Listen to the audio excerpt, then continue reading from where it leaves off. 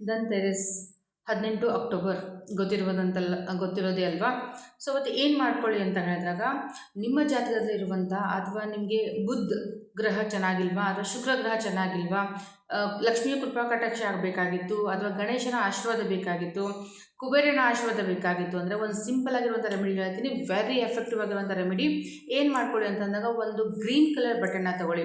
Green colour ಸೀರೆ ಆಗಿರ್ಬೋದು, green colour churidar ಆಗಿರ್ಬೋದು, ಯಾವುದೇ ಒಂದು ಗ್ರೀನ್ ಕಲರ್ ಬಟ್ಟೆಗಳನ್ನು ನೀವು ತಗೊಂಡು ಅದನ್ನು ನೀವು ಮಂಗಳಮುಖಿಯರಿಗೆ ಒಯ್ದು ಅದನ್ನು ಕೊಡಿ. ಓಕೆ, ಅವತ್ತಿನ ದಿನ ಕೊಡಬೇಕು. ನೀವು ಮಂಗಳಮುಖಿಯರಿಗೆ ಕೊಟ್ಟು ಅವ್ರ ಕಡೆಯಿಂದ ಒಂದು ಕಾಯಿನನ್ನು ನೀವು ರಿಟರ್ನ್ ತಗೊಂಡು ಅವ್ರ ಕಾಲು ಮುಟ್ಟಿ ನಮಸ್ಕಾರ ಮಾಡಿ ಬರೋದ್ರಿಂದ ಏನಾಗುತ್ತೆ ಅಂತಂದಾಗ ಅದ್ರ ರಿಸಲ್ಟನ್ನು ನೀವೇ ಹೇಳ್ತೀರಾ. ಮನೆಗೆ ಬಂದ ತಕ್ಷಣ ಅದನ್ನು ಗ್ರೀನ್ ಕಲರ್ ಬಟ್ಟೆಯಲ್ಲಿ, ಆ ಕಾಯಿನನ್ನು ಗ್ರೀನ್ ಕಲರ್ ಬಟ್ಟೆಯಲ್ಲಿ ಹಾಕಿ ನಿಮ್ಮ ಮನೆಯಲ್ಲಿ ಇಡಿ.